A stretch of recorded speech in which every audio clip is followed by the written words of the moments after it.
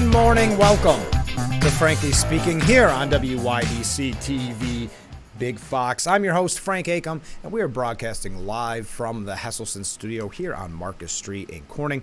We have a lot to discuss this morning with the debt ceiling. A little bit later on, we'll be talking with Kim Jessup. She's a program coordinator for the Steuben County Alcoholism and Substance Abuse Services, as well as Arlie Jeffords, the adult clinic coordinator for the Steuben County Mental Health Clinic. May is Mental Health Awareness Month, so we'll be talking with them in just a little bit. As always, you can contact me if you have any questions or you'd like to weigh in on the topics of the day. We've been receiving a lot of great texts and emails with every show, so I really, really appreciate it. What do you think the chances are of the debt ceiling of these negotiations, what McCarthy and Biden are putting forth? What's the chances that they pass? I'm trying to do a little research. I know that they're voting on it in the House tomorrow, but boy, there seems to be a lot on both sides that don't seem particularly happy with it. Representative Chip Roy, who was a part of that alliance voting against McCarthy for Speaker, he's, according to CNN, so as always, as I always say, take it with a grain of salt, he's trying to kind of be a fly in the ointment through the Rules Committee, according to this piece. Roy contended that McCarthy cut a handshake deal back in January that all 9 Republicans on the powerful panel must agree to move any legislation forward. Otherwise, bills could not be considered by the full House for majority approval. That would essentially doom the debt ceiling bill, since Roy, who sits on the panel, and another conservative committee member are trying to stop the bill from advancing. He tweeted out, again, Representative Roy tweeted out a reminder that during Speaker negotiations to build the coalition, that it was explicit both that nothing would pass Rules Committee without at least 7 GOP votes, and that the committee would not allow reporting out rules without unanimous Republican votes. Now, Representative Dusty Johnson of South Dakota said, "I have not heard that before," meaning that to really stop it through this committee. "I have not heard this before. If those conversations took place, the rest of the conference was unaware of them, and frankly, I doubt them." This could get pretty nasty. There's not a lot of happiness with this bill from either the hard line, as they say in the media, right, or on the extreme left. So we're going to take a little bit more of a look at it. But President Biden yesterday, really kind of a weird, I don't know if you want to call it impromptu press conference. They asked, there's been some pushback. What are you doing to essentially ease the mind of Democrats, of these Democrat skeptics? The president said, "I'm not going to tell you." Okay. All right. Look, you guys all go on and say, tell them what a good deal this is. How about this was a 100% deal for Democrats? Do you think it'll help me get it passed? I mean, I guess he's got a point there. If you come out and say, yeah, Democrats won everything, it's not gonna be well received by the Republicans on that. He then shot back at a reporter saying, "You realize you're not in the real world. No question, there is no reason why it shouldn't get done by the 5th. I'm confident that we'll get a vote in both houses, and we will see." So I guess June 5th is now the date? This is getting confusing. I thought June 1st was going to be the end of the world, but I know I saw the other day that bought a little more wiggle room. Interesting how that works. Then he, one last time, took another dig at a reporter saying, "No, that's why you guys don't bargain very well." Okay. It's interesting when someone that gets coddled so much by the media and protected by the media, that when there's just a little bit of pushback or just I think a pretty simple question, what are you going to do to shore up Democrat votes? I'm not going to say he turned on them, but was not happy with that line of questioning. So what do you think? Chances are we going to have it by June 5th? If you had an opportunity to look at some of the pros and the cons of it, we're going to talk a little bit more about it when we come back. We also have a few things here about the presidential races and some New York issues. Update from Friday and Thursday show, a couple updates there. So stay with us. This is Frankly Speaking here on WYDC TV. Big Fox will be right back.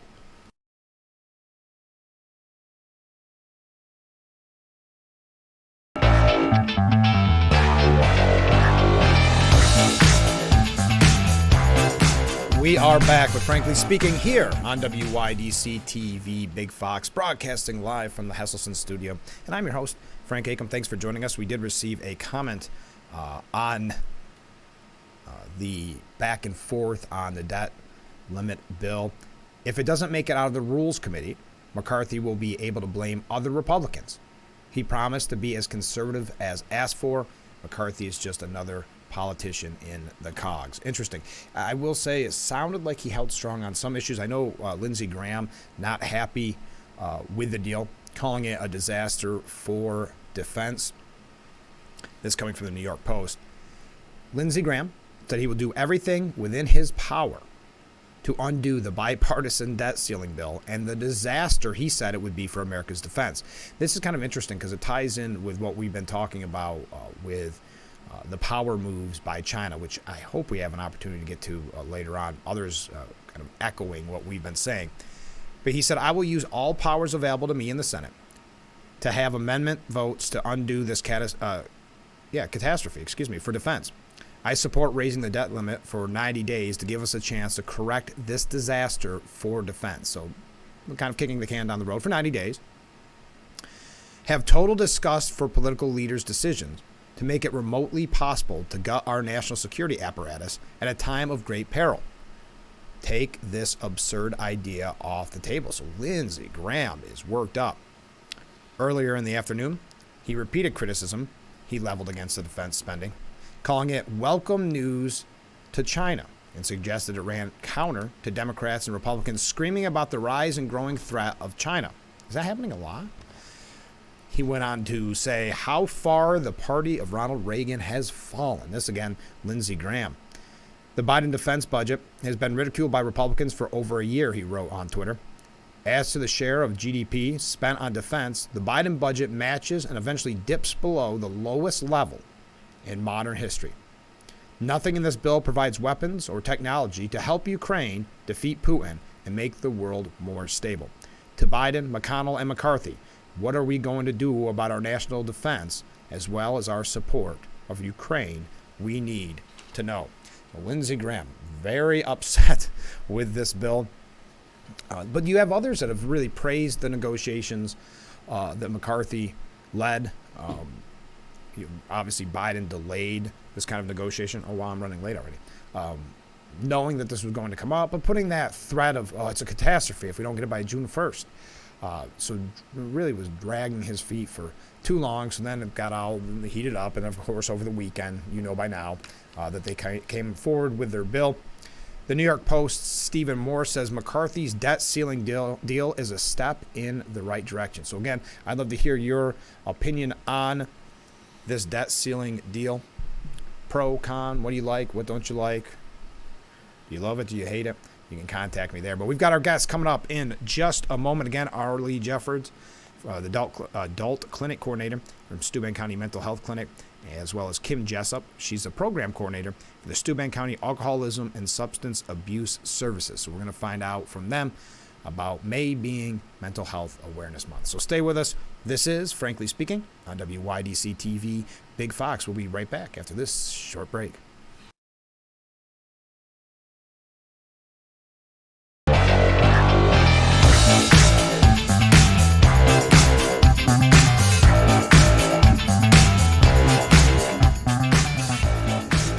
Welcome back to Frankly Speaking here on WYDC TV Big Fox. This is the M.A. Neal Financial Services section of our program, and I'd like, if you don't mind, to introduce yourself, our two guests. I'm Arlie Jeffords from Steuben County Mental Health. I'm the adult clinic coordinator and the crisis director. Okay. Hi, I'm Kim Jessup. I'm the program coordinator for the Steuben County Alcoholism and Substance Abuse Services program. Great. I'm so glad that you could join us because May, and we're nearly out of May, and so we had to sneak in right here at the end, is Mental Health Awareness Month. It's important that we address both of your jobs in this because they're often interconnected. So could you tell us a little bit maybe about what the month means to you and what you do personally? Whoever wants to go first.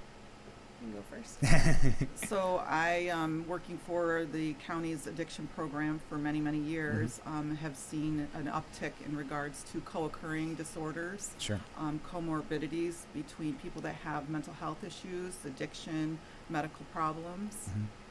And mental health issues have risen dramatically since COVID. We see a lot more people now with depression and anxiety, and poor coping skills. Sure. And do you think that's why it's so interconnected? People have issues, so they end up essentially self-medicating? They can. Certainly. Yep. What do you think, and I know there's not just one cause, but what do you think leads to this huge uptick in what some have called a mental health crisis and an opioid crisis and an addiction epidemic? I think there's a lot of things that are contributing. We have issues with the different kinds of drugs that are coming into our communities, Yes. The lack of appropriate, conducive housing, safe housing, employment problems, transportation. Yeah, those are all big ones. And the problem is with addiction and mental health, it leads to even more crime, right? Yes. Because people have to feed, unfortunately, that addiction. So have you seen those numbers? I know you were talking earlier about, off the air, about overdoses and like that. Are you seeing major upticks in crime and overdoses? Definitely, yeah, and quite serious crimes, more weapons-related robberies, those kinds of things in our communities. And yes, the overdoses, there is an increase. I mean, as of January until today, there's been 136 overdoses in Steuben County. Wow. With 7 fatalities. Wow. That's horrible. So I think It's it's heartbreaking. going to get worse. And then, In my crisis program, we've taken last year 4,000 calls, Oh, my goodness. contacts with just mobile crisis and the other crisis programs that we have. And as of end of April, we've had 1,300 calls, Okay. contacts. Wow, that's horrible. So what are some of the resources, if people are struggling with mental health or struggling with addiction, what are some of the resources that your offices offer? So we offer individual therapy, group therapy, bridger case management, other case management. We do have a Compeer program as well, if anybody would like to volunteer for that. Well, tell us a little bit about Compeer. Compeer is a program for people who are in mental health where they join up with a friend, Okay. and that volunteer takes them around. They can get coffee or lunch or stuff like that. And it's just a contact for support, that kind of thing for the clients. It must be very important to have someone to reach out to in that way. Yes, the support is huge. And now, is Compeer, is that a part of the county government, or is that an independent organization? It's an independent organization, I believe. Okay. They have I think it's a national program. Oh, okay.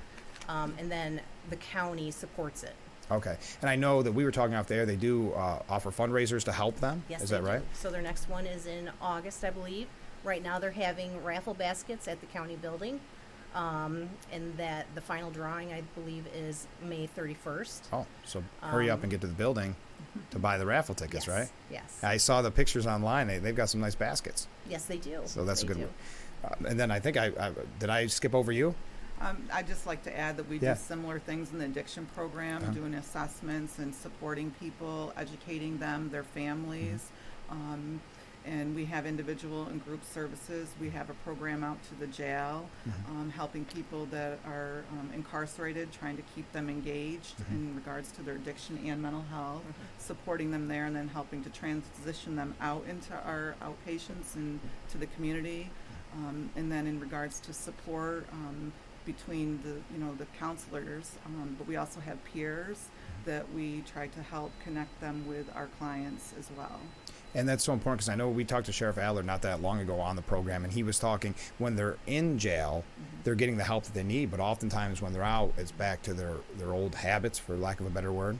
So it must be nice to have that resource for them on the way out of jail so they can, start a new life. Right. And so the staff that we have out there, they work for us in the clinics as well, so they know the people, the counselors. There's an MAT, medication-assisted therapy, at the jail.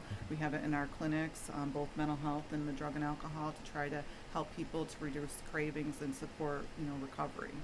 Do you think people would be surprised? I know we mentioned the numbers earlier, but be surprised about the drug rate in our community and like we said, some of the mental health issues that we're seeing, because I don't know if people are always aware of how important it is to comment on this and talk about this in our area. So you think they would be surprised? I think so. I think so. Yeah. I mean, when I talk to just random people, you know, not affiliated with mental health, Right. they're very surprised about the numbers. Yeah. What before we go to break, because I'm going to have to take a short break, what do you think the biggest misconception is about each of your services? I like to ask the tough question right before we go to break. I think people think that people that go to mental health are maybe weak. There's a huge stigma about that kind of thing. You're supposed to pull yourself up by your own bootstraps. That's not necessarily accurate at all. Or healthy. Or healthy, exactly. I agree. I think that an everyday person, we all have stuff and problems in Sure. our lives, and you know, we all cope differently with our problems. And so I think that is a misconception that, you know, it's only certain people. Yeah. That get sick. Yeah. Well, you'll stay with us through the break? Sure. Sure. All right. We'll be right back with Frankly Speaking here on WYDC TV, Big Fox.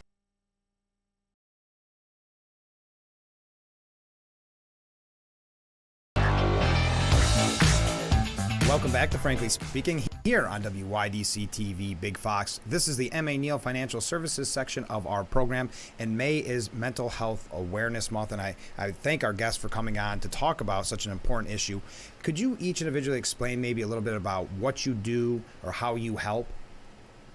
So in the clinic, we have individual therapy or group therapy for people who want to come in. They're usually self-referred, or they're referred by their primary care, probation, CPS, that kind of stuff. And we assess each person individually and then go from there depending on what their needs are. So cater to each individual? Yes. Okay. That's probably important, I would Yes, think. it is. Yes, I would Yes. think. And Not one thing fits everyone. no, of course not. It's pretty much the same way in the addiction program. We get a lot of referrals from the courts, the drug courts, various judges, police, probation and parole, but we are seeing a big change that there are a lot more self-referrals. Oh. Sometimes families are pushing people to get help, or employers, and pretty much do the same thing as the mental health clinic, you know, individually assess them, see what their needs are, what their goals are, what do they want to accomplish, and try to engage them and offer them support, whether it's individual counseling, group, that kind of thing. You have more? Okay. As a community, someone in the community, how can we help you? You got it. Support the Support. client, whoever's coming in Okay. for treatment, support that person. And you mentioned earlier to stop the stigma, really. Yes. And don't judge those that say they're seeking help, Right. right? Yes, definitely not judging, because we could all be there at some point in our life, or maybe we have been, and maybe if so, maybe reach out and support us to support our clients. Sure. You know, let's make a better community together. Speaking of mental health, 46% of adults will face a mental illness at one point in their Is life. that right? Wow. Yeah. That's a staggering number. 46%. 46, yeah. Yeah, 46. 1 in 5 right now. Wow. So, well, this is a good segue to my next question. To those people, what would you say to those that need help, that are watching this right now? Call us. Just Call call. us. You're- Call somebody. Yeah. Talk to a friend. Get pointed in the right direction. We're not the only service out there that will do mental health or drug and alcohol. It doesn't have to be us, but someplace. So take that first step, and it's not, again, to reiterate, it's not a sign of weakness to get help. It's actually really a sign of strength, Yes. I would say. So just before we go, how is the best way to contact you if someone does want to seek your help? I know I'm going to put up your phone number at the end of the interview, but is that the best way? That's the best way. 607-664-2255 for my clinic. Yep, and for me, 664-2156. We have 3 offices between us, Okay. Corning, Bath, and Hornell, and just call. So start today. Start today. All right. Well, thanks so much for being on the program. Thank you. All right. you. We'll be right back with Frankly Speaking here on WYDC TV. Big Fox, stay with us.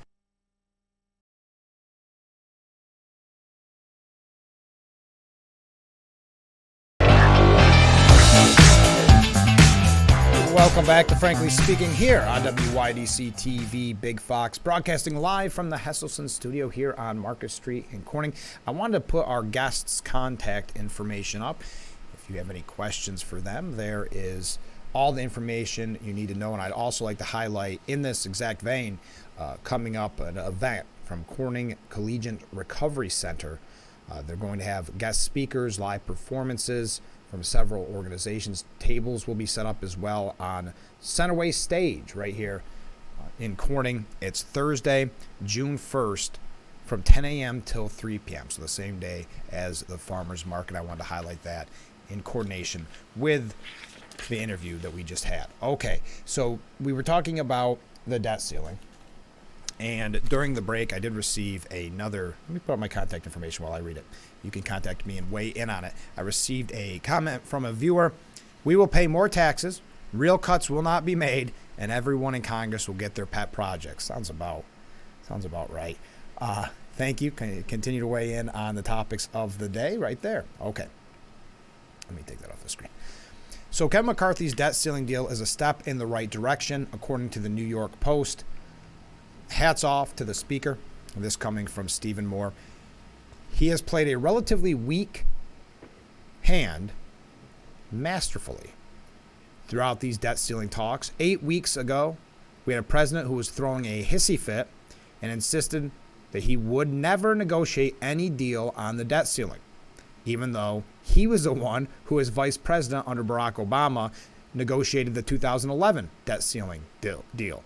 McCarthy outmaneuvered the White House and has negotiated a deal that has valuable concessions that conservatives have demanded.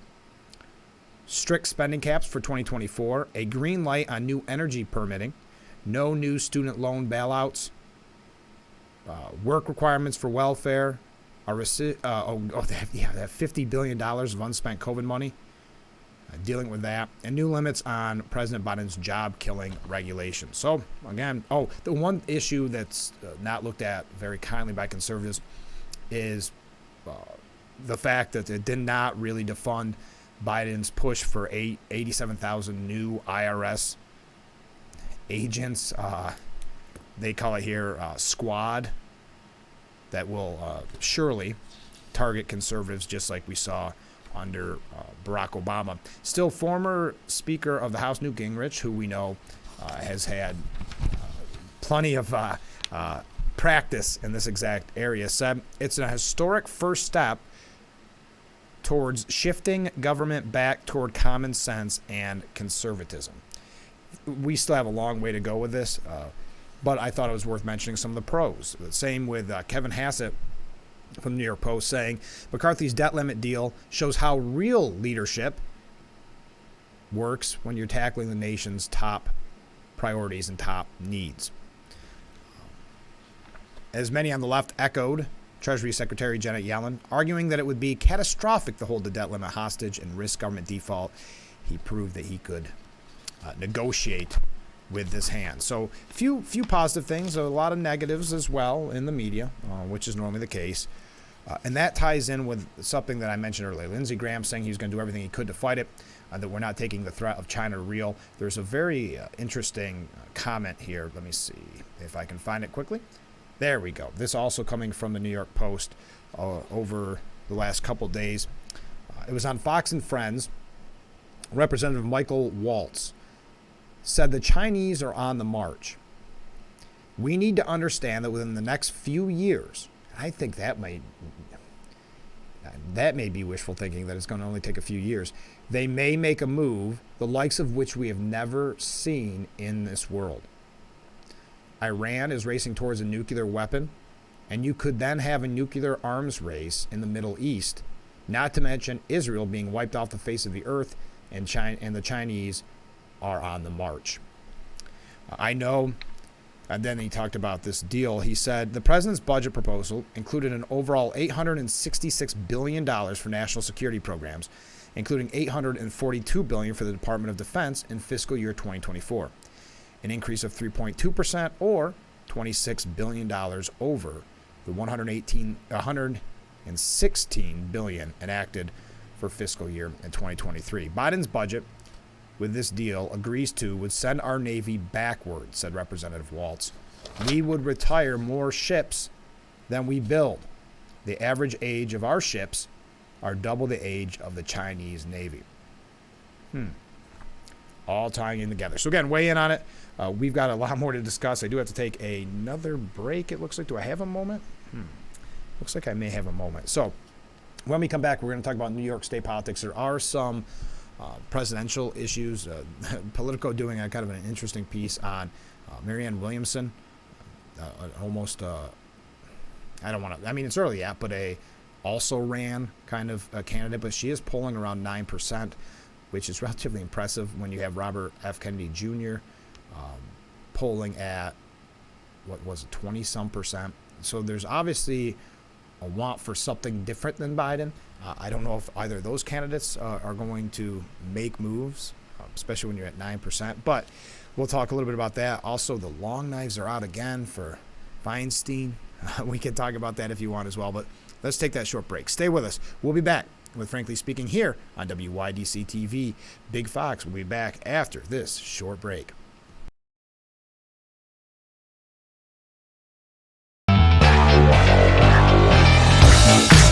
We are back with Frankly Speaking here on WYDC TV.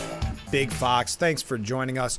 On Friday, I believe it was Friday, maybe it was a little bit yesterday too, we talked about Governor Cuomo, former Governor Cuomo, disgraced former Governor Cuomo.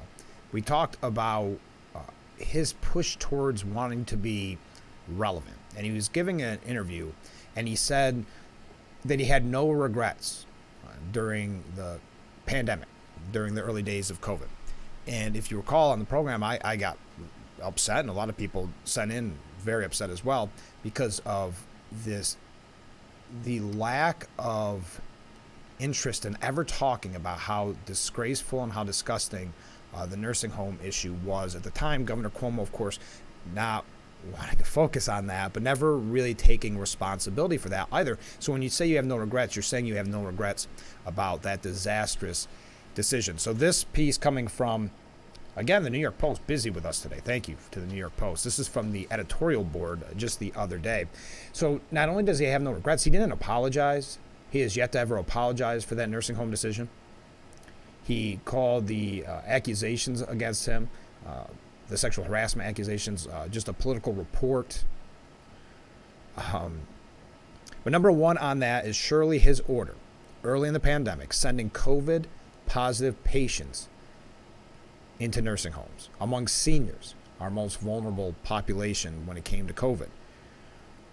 That move, an Empire Center study later found, led to at least several hundred and possibly more than 1,000 fatalities. And your heart just broke when you'd hear these stories. It was bad enough at nursing homes where you couldn't visit and like that, but these poor people in the nursing homes without being able to see their family and their loved ones. But obviously those numbers came too late too, because Team Cuomo at the time tried to go to great lengths, as it says here, to conceal the nursing home deaths. It was something that he wanted to ignore, something that he covered up. Again, the media never really, because Cuomo was interesting. At first they loved him, remember? The press conferences, and you had all these people that, celebrities saying that a crush on him, and just going on and on and on. It was a really strange time for many various reasons. So they never knew how to quite cover him until everything broke down. So they never, in my opinion, really focused on that disastrous decision with the nursing homes in the way that they should have. Yes, you have Janice Dean and some people at Fox who did a very, very good job with it, because Janice Dean lost, I think it was both her in-laws because of this disastrous decision. So there was a lot of pushback from certain outlets. But overall, it was relatively ignored. Meanwhile, news of the outrageous order itself, was actually broke on in the Post, and one of the people that was really highlighting it at the time was Steuben County Manager Jack Wheeler. I remember him being in that Post article. That's what finally forced Cuomo to rescind the decision. So the media never wanting to go after Cuomo, especially at that point, before a lot of the allegations were coming out and things started to crumble apart. So they never really wanted to throw that negative press at him. That's why it took the New York Post, who's done such an amazing job. on a regular basis, covering what the mainstream media refuses to or wants to keep quiet. But even then, he was sanctimonious. Even after he changed his decision, saying, quote, we're just not going to send a person who is COVID positive to a nursing home after a hospital visit, period. He said 6 weeks after he mandated just that exact thing. And he really brushed it off. And when someone would ask him about it, he was very disrespectful to the people that went through this tragedy, in my opinion. In explaining both the order and the cover-up, if you recall, the former governor tried to blame Trump, because we know that those two had such a good relationship that Cuomo would have done whatever he said, right? It was laughable of an excuse at the time. He then blamed his health department. This is the kind of person that former Governor Cuomo is. And you're probably saying, why are you spending so much time focusing on the former disgraced governor? Because he has some type of inclination he's going to run for something. And you can't downplay that here in New York with such a Democrat overload. Because I honestly don't know if he didn't run, if he wouldn't have won. That's what's sad in New York politics, excuse me. But yeah, so he blames the health department, then has the audacity to blame the staff. You know, our frontline workers, the people that we were praising and thanking and, you know, driving by with signs and honking. He had the audacity to blame them. He himself, of course, totally blameless. Not an issue whatsoever. No mention, for example, the vast donations he received for decades from the state's hospital industry. A lot of red flags there. And you remember how he got preferential treatment for him and his family when it came to COVID tests early on, too. You remember that? But anyway, then you had the book deal where he wanted to write a book praising himself, because at that point he was high on top of the roller coaster mountain, the COVID roller coaster mountain, the media. Because, you know, he was making that poster. Remember, he painted a poster, and media just could not get enough of Cuomo at the time. So he wanted to write a book, Strike the Iron When It's Hot, $5 million. Of course, never went through the proper channels with the ethics panel, having his staff illegally help write it. There were so many problems there as well. So, why do I mention this article for so long? Oh, he also, in the interview, said Democrats have to focus on criminals and focus on public safety, as if he wasn't the one who signed into law the insane 2019 criminal justice reforms, the ones that we've been complaining about for all this time. He's the one that signed those into law, but again, pushing the blame off, telling Democrats now they have to focus on law and order. Asked about running for office, and this is why I bring this up for so long. Asked about running for office again, Cuomo says all options are open, meaning he's desperate for the chance. You know, you had Spitzer, another former disgraced governor. He tried to run for, comptroller. I could see Cuomo I don't think Cuomo's taking a step down, though. I did have the thought that he was going to run against Gillibrand. He signaled he would not. I don't know if he can take on Hochul, what the optics of that would look like, but it makes you wonder what he's got working. He's got his podcast. He's doing these radio interviews. He's kind of bad-mouthing Democrats. Not a lot, but enough, you know, taking these little digs at. There's something there that he has brewing in the back of his mind. The best thing he could do for New York is to admit the options are closed and just go away for good. That coming from the New York Post editorial board and Cuomo's pathetic campaign to regain public trust. What do you think? Do you think he will run? What are his options? There's our contact information before we get ready to take another break. But speaking of a primary challenger to Gillibrand, that actually happened. So a lot of people, she was campaigning on or fundraising on that Cuomo was maybe going to challenge her for Senate, Senator Gillibrand. This is kind of a scare tactic for her supporters, right? She's very good at campaigning in those types of ways. Well, now there is a Democrat that's going to challenge her. Let's see if I can find the article here for you to visually see it. Well, I guess the headline at least. Democrat Army vet Will Schweitzer I hope I'm pronouncing that right, is going to run to replace out of touch Senator Gillibrand. I'd love to have him on the program, and I will try to work on that for you so you have the opportunity to hear from him directly. Army veteran William Schweitzer has announced a bid to topple Senator Gillibrand in a 2024 Democrat primary. He says that she basically has not done anything impressive. She's very underwhelming for the residents of New York in the Senate as a senator. Now, Mr. Schweitzer is a Rochester native, now lives in Battery Park City in downtown Manhattan. He served in the 75th Ranger Regiment, where he completed multiple combat tours in Afghanistan, quote, witnessing firsthand the challenges faced by our nation's foreign policy. He also worked for Chuck Schumer at the Rochester district office and was, this could be a problem, deputy press secretary for ex-Governor Andrew Cuomo's re-election campaign. He's a father of 2 young boys. He charges that Senator Gillibrand has been missing in action. She's out of touch. It's necessary for someone to step up and hand her a primary. It's long overdue. The position was given to her by Governor Patterson, and that's a very good point. That is true where it all started. So find out more if that's something that interests you. I know we have a lot of Democrats that watch the program as well, and maybe you're happy with the job Senator Gillibrand is doing, or did you want to see maybe an option in there? So Democrat Army vet Will Schweitzer running to replace Gillibrand in that 2024 Democrat primary. I will try to get him on the program as best as I can.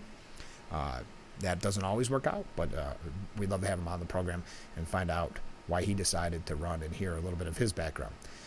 All right, we got to take another short break. Stay with us. We'll be right back on Frankly Speaking here on WYDC TV Big Fox. We're moving fast this morning, so stay with us.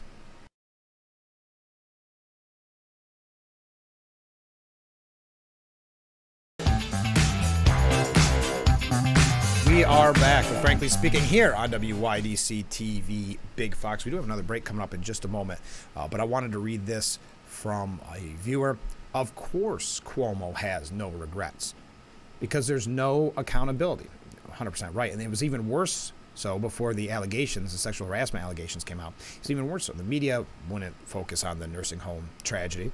They wouldn't focus on anything that would be negative towards Cuomo because they loved him at that time. Remember, he was a superstar. So Hollywood celebrities declaring their love for him, that they had crushes on him. He's giving those daily press conferences, which the media just ate up, let him say and do whatever he wanted. It did, and he got, flew too close to the sun. It took just a little bit to let that topple, but it was surprising at the time that even let it topple, because he was he was idolized by Hollywood and the media. Oh, speaking of someone that was idolized for a while, but man, it's getting tough for her, Dianne Feinstein. Another expose piece here. This coming from Yahoo News. Feinstein, back in the Senate, relies heavily on staff to function.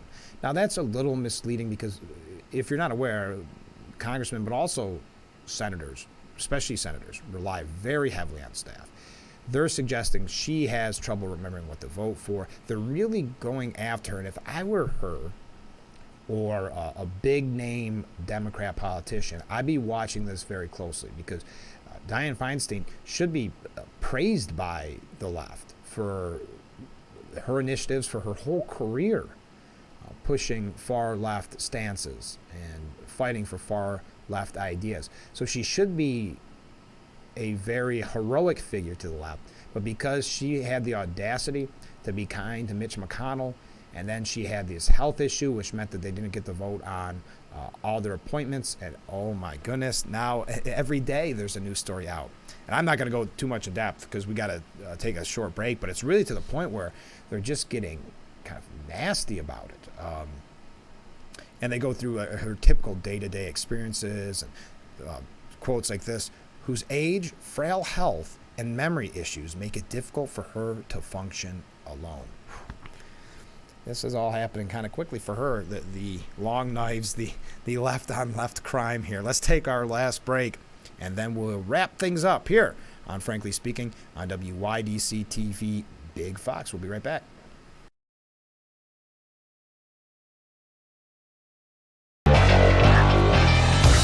You're watching Frankly Speaking here on WYDC TV, Big Fox, broadcasting live from the Hesselson studio.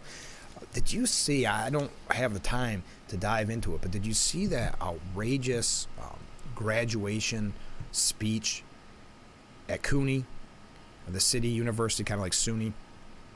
Billions of dollars they receive in taxpayer funding. CUNY does. And they gave, and a lot of people are calling for that money to be, well, the taxpayer funding to go away after this speech because it was hate-filled and dangerous, according to many. She called NYPD fascists, went after Israel. It was May 12th, graduation speech at the Public City University of New York's law school. Newly minted grad Fatima Musa Mohammed called for a revolution to take place on the legal system's, quote, white supremacy, while blasting city cops and the U.S. military and claiming Israel carries out indiscriminate murder. This was at a graduation speech at a taxpayer-funded university. The hate-filled and dangerous speech has been brought to you by CUNY and paid for by New York taxpayers, tweeted Democrat State Assemblyman Samicha Eichstein. Keep this in mind next time our elected leaders highlight their commitment to fighting anti-Semitism. Very good point here. During her speech, Mohammed accused the school of having self-serving interests. Yes, she attacked her own school and said it continues to fail us, continues to train and cooperate with the fascist NYPD, the military, and continues to train Israeli soldiers to carry out that violence globally. Wow. Called for revolution against I don't want to use any more of the rhetoric, folks. It was full of hate. Their 2023 budget, CUNY's 2023 budget, amounted to about $4.3 billion, according to the Office of City Comptroller. Most of that funding comes from the state through its annual budget, although more than $600 million came from the city. They should not be funded if this is the kind of thing that's... Well, you got to wonder what that means, too, for the future of law. She's at law school. Tell me if you have confidence in her and the future of law in the city, but elsewhere. If anyone had doubts, this is from a Brooklyn Republican, Councilwoman Ina Vernkopf. If anyone had doubt on what's going on at CUNY, and if hearing we held not convenience, what does that mean? Here it is. Vile, unabashed hatred for America, Israel, NYPD, and democracy. I can't imagine sitting in that audience as a graduate. These are New York City's future lawyers? Any comment? So CUNY responded to New York Post saying, members of the class of 2023 selected student speakers who offer congratulatory remarks and their own individual perspectives on advocating for social justice. As with all such commencement remarks, they reflect the voices of those individuals. That's not really much of a statement. Okay. And let's end on a positive note. That story is just so shocking. But here, we're going to end on a positive note. For all you horse racing fans, the Belmont Stakes is shaping up to be an epic one, even without a Triple Crown on the line. You can watch the Belmont right here on WYDC TV, Big Fox. I'm very excited about that. Yeah, there's still a lot of money to be had if you like to bet the horses, and there's going to be some really good horses in it. Mage isn't going to run if you follow this. Bob Baffert's horse that won won the Preakness, is going to race. It looks like. And you have Forte, who was originally a favorite, sounds like will also race. I just saw that headline this morning. I said, well, that's good news. So that's coming up next weekend. And yeah, we're going to end it on something different there. Have a great day, everyone. Please join us tomorrow morning starting at 7 a.m. for Frankly Speaking here on WYDC TV Big Fox. I'm Frank Acom, and we will see you tomorrow morning bright and early. Hi, I'm Frank Acom. Thanks for checking out our YouTube page. We'll be uploading each edition of Frankly Speaking 1 week after the original air date. So, let me remind you to watch the live version of Frankly Speaking, weekday mornings starting at 7, only on WYDC TV, Big Fox.